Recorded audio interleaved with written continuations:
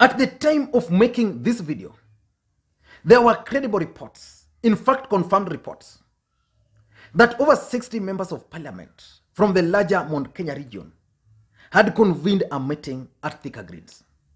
The agenda of that meeting, as at now, is not yet known. But the information I have is that that meeting was convened by Karanja Kibicho through Moses Kuria. I've read posts by Pauline Joroge, Wahome Thuku, and even Dennis Itumbi confirmed that indeed Karanja Kibicho called him to attend that meeting. So the agenda is still not yet known, and we are going to dissect that particular meeting once the details start emerging. But what I can tell you is that the politics of the larger Mount Kenya region is likely to change. And that takes us to our subject for today.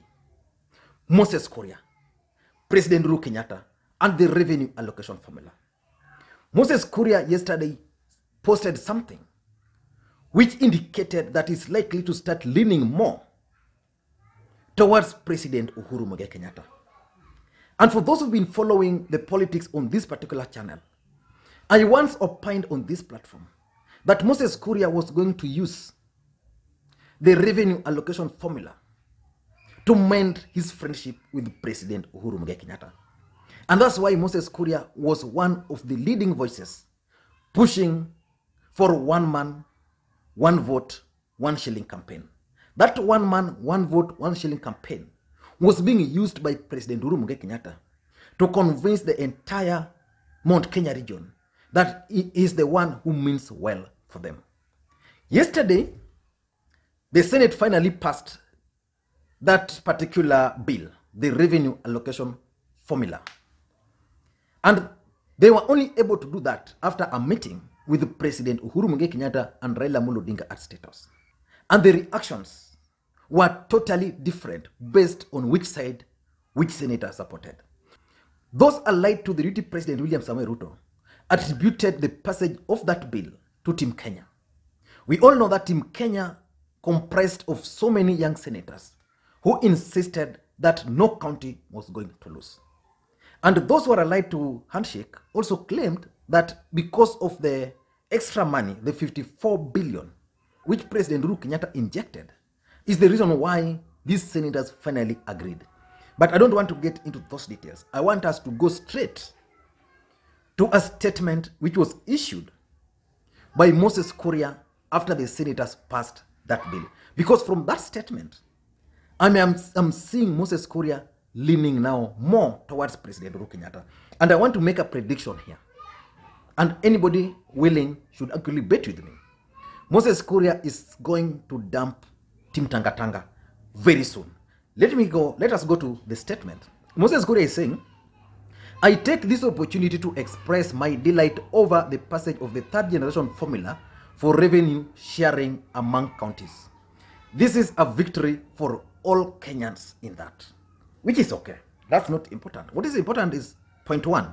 He's saying, by maintaining the weight of population at 18% and landmass at 8%, the formula comes as close and possible to the 1 man, 1 vote, 1 shilling as a principle. So basically, Moses Kuria was pushing for 1 man, 1 vote, 1 shilling. The compromise bill is weighing it on population at 18%.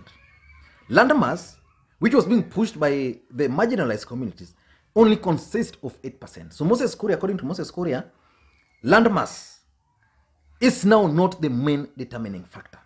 The determining factor here is population, which is correct anyway. So he's saying, and I want you to listen carefully, he's saying, by offering a transitional relief of 54 billion conditional grant in capital letters, President Uhuru Kenyatta has made it possible to not only break the stalemate, but also ensure that no county receives an allocation less than what they received in the financial year 2019-2020. So Moses Kuria is attributing the passage of this bill to the 54 billion, which is a conditional grant. It's a conditional grant, which means it can be there or it cannot be there. And it's continuing. Further, the extra 54 billion is not a Harambee donation to counties. It is a conditional grant which will be ring-fenced for health, water, and roads, and not left to the whims of counties. Whereas the principal formula as passed ensures fairness in principle, the 54 billion ensures that the fairness work in practice. Thank you, Mr. President, sir. So basically, Moses Kuria is attributing the success at the Senate yesterday to President Uhuru Kenyatta. If you listened to Kipchumba Murkomen and all the Team Kenya members, they are attributing that success or the passage of that bill to Team Kenya. All allies of the president, of the deputy president, are attributing it to Team Kenya. And in fact, they are attributing it to the win-win situation, which was being advanced by the deputy president, William Samoei Ruto. The Moses Kuria we know, not the new Moses Kuria we are witnessing on this, the Moses Kuria we know would have taken a leading role in bashing President Uhuru Kenyatta. Why is Moses Kuria pressing President Uhuru Kenyatta in this matter? If anything, this matter should have been left to the Senate, so that if the Senate failed to pass it, every other blame would have been on the Senate. But of course, the president as the executive had to intervene at some point. Now, let's go to number 3. What Moses Kuria is saying.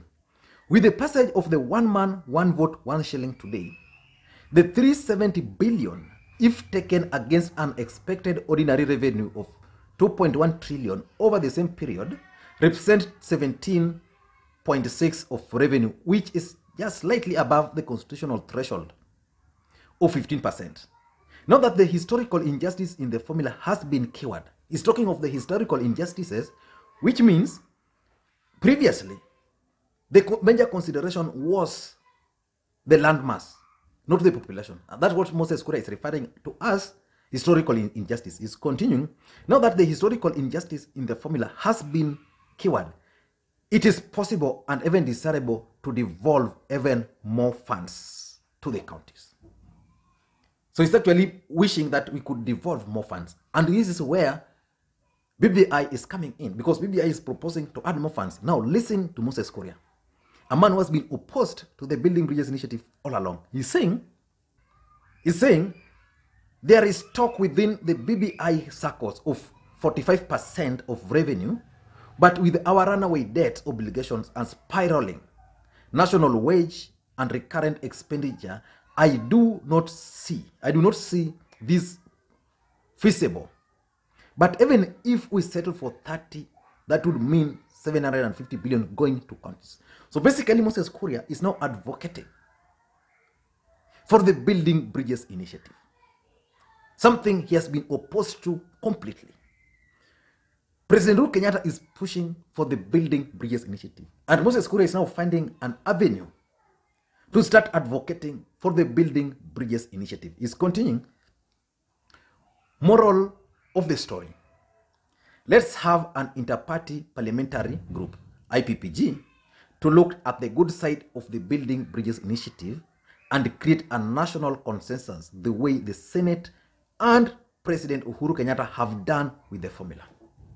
Again, he's attributing this particular success to President Uhuru Kenyatta, and is advocating that we go for kind of IPPG, which means Moses Kuria could be pushing for a parliamentary initiative kind of a referendum, not the popular initiative. And of course, there's been the talk that the parliamentary initiative could actually save this country a lot of money, and that the system might actually fear that it might be easy to kick out the Building Bridges initiative through a referendum than it would be through a parliamentary initiative.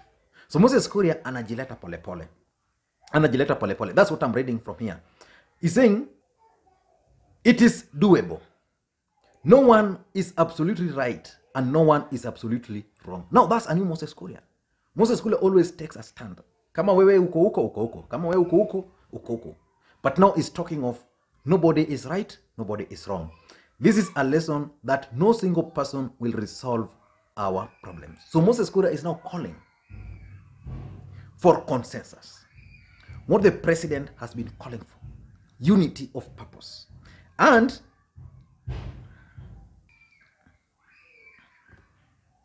so he's saying the triumphalism of no one can stop reggae goes against this spirit of reasoning and working together. It has to stop. If we resorted to no one can stop reggae in revenue sharing formula, nothing could be reached. This is our country. Let's talk to each other, not at each other. God bless Kenya. I want to remind you guys that politics is a very interesting game, and politics is dynamic. The only constant thing in politics is what we call interest. Where is Moses Kuria interest being served?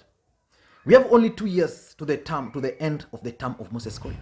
Moses Kuria would want to either become the senator for Kiambu, if not senator for Kiambu, a governor for Kiambu. If that cannot happen, Moses Kuria would want to remain as a member of parliament. That can only be possible if Moses Kuria is supporting President Uhuru Kenyatta. Don't be cheated that Moses Kuria can win against the president in his own backyard. That one is a dream. It can't happen. For Moses Kuria to win, Moses Kuria must align himself to the president. And just like I predicted, Moses Kuria was going to use the revenue allocation formula to mend fences with the President Uhuru Kenyatta. And the mere fact that the meeting which was convened today at Thika Green was convened by Moses Kuria through Karanja Kibicho only tells you one thing, that Moses Kuria ameingizwa kwa box. Let us wait and see how things are going to unfold. We all understand that Moses Kuria has been on leave. Moses Kuria was sick. He luckily survived the COVID. And from that moment, Moses Kuria has not been seen publicly in political rallies. If Moses Kuria was alive today, I am sure he would have been in Nakuru, either yesterday or today. But Moses Kuria has been missing in action. I am sure Moses Kuria has been taking that time to reconsider his political stand. But one thing I can tell you, without blinking my eye, is that Moses Kuria is going to dump William Samoei Ruto. I'm ready to bet on that. Thank you guys, and please, if you're watching this video for the first time, take a second or two and click the subscribe button so that next time we create a video like this, YouTube will automatically notify you. Thank you guys, and please, may you have a good day. Today it's too hot here, my man. You know, I had this suit, then I forgot, because I normally have fan running in here, but because of your I had to put it off, so nimesahau. Bye bye.